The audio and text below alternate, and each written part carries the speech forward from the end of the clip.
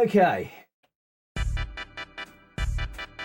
Where were we? So, given that we've finished the book that we've been playing the NES and Famicom games from, I thought it would be a good idea to actually cover the book. I was asked by a YouTube subscriber called Lil Peep, which I'm assuming is his rap/gangster name, if I could cover the book. So yeah, sure, I'm more than happy to do that.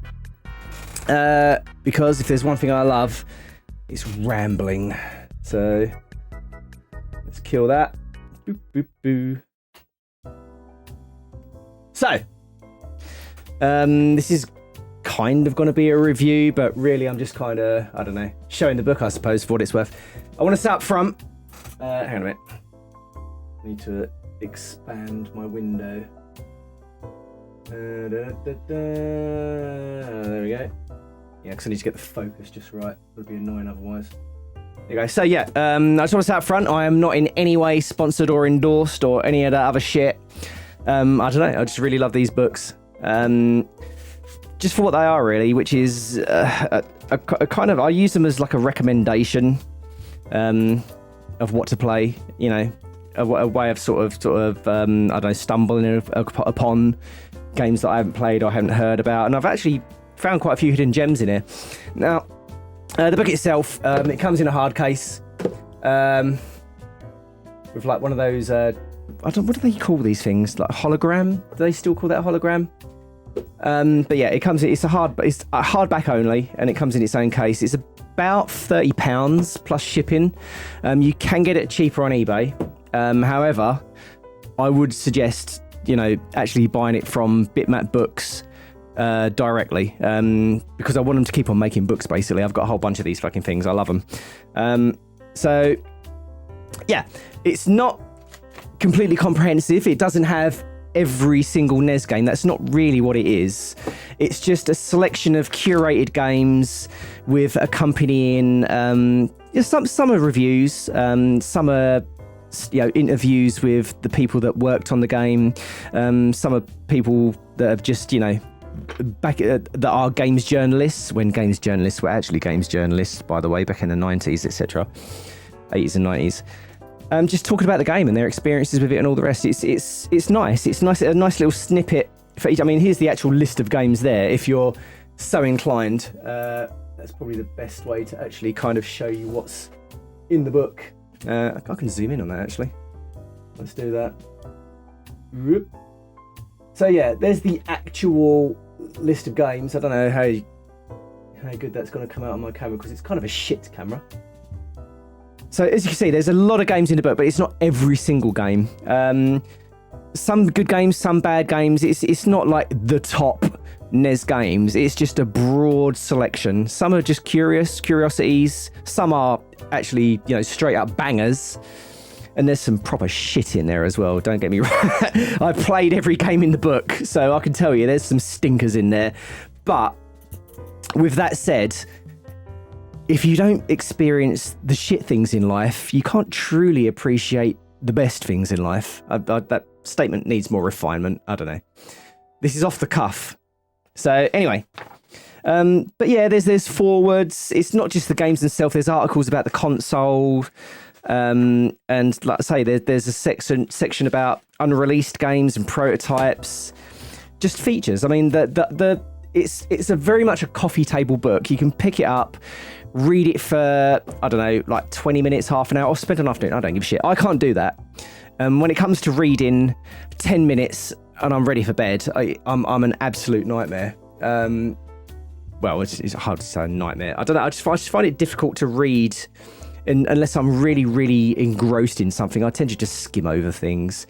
But with this, what I originally started doing was just reading one or two little snippets a night in bed.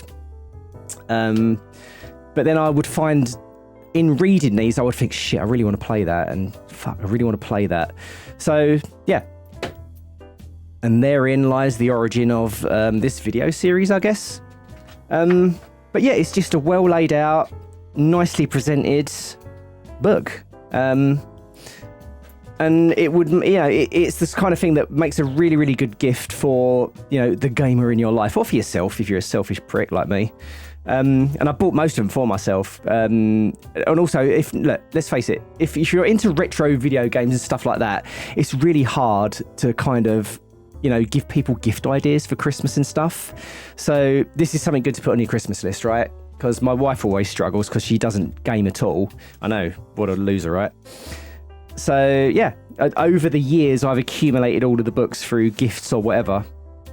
And if you do actually set yourself the task, well, it's not really a task, but if you do actually want to play the games in the book as you read about them, that's absolutely a great idea. I recommend that very much. I don't recommend you stream it because it's a huge ball ache. But yeah, there's some good ones in here, and it can lead to, I suppose at the very least, giving you an appreciation for the console. Even if you find out that NES, well, look, if you're buying the book, then NES games probably are your thing. But if not, you may find that NES games aren't your thing. I don't know, whatever. But it's what the fuck am I even talking about? What am I talking about? The book. So, I mean, yeah, there's just an article about Namco. I think Konami and Capcom are also kind of covered in here. Occasionally, you'll get a beautiful spread. Hang on, I'm going to zoom out for that one. Yeah. So yeah, very, very light reading. I don't necessarily agree with a lot of the opinions in here, but not to the point of where I'm going to, lose my shit. Say, what? This game sucks, and you're wrong. It's like, different horses for courses. There's like, what? How many pages is there in here? Like, yeah, what? Actually, wow, Jesus, there's more than I thought. There's like over 500 pages, and I think maybe a couple of hundred games at least, which kind of makes sense. Because it's like 2 pages per game usually. Some of the artwork they've chosen for the games as well isn't your typical screenshot as well. Like, they'll use something from an intro. I mean, this is just the game, but we all know what Zelda is, right? It's just a generally well presented, really good book. Comes with bookmarks, which is handy because I'm forever losing bookmarks, especially if you're reading it in bed, on the toilet, on a skateboard, whatever, however you like to read your books. The bookmark is attached to the book, so there's no chance of using it. It's kind of like when you, like put a string between your mittens in your coat so you don't lose your mittens. I've never done that personally, but my children do. What the fuck am I talking about? But yeah, I mean, a big thing for me in here was like a lot of the Japanese games, because I find it hard to find good recommendations for Japanese games because they don't often get covered on YouTube and all the rest of it. And again, there is some, like, I suppose some of the Japanese games are some of the biggest hidden gems. Yeah, there you go. That's the book. It's called the Bitmap Bros. The unofficial NES/Famicom A Visual Compendium. There it is. Yeah, buy it, give it a shot. It's great. I mean, I'm not being funny, but for what it is, like a 500-page book like this for 30 quid is pretty decent. Treat yourself. And then maybe, if you like it, go and buy the other books. I've got like, what? I don't know, there's like 8 of them up there. Check it out before you riggedy wreck it out, I suppose. I don't know. Anyway. There you go.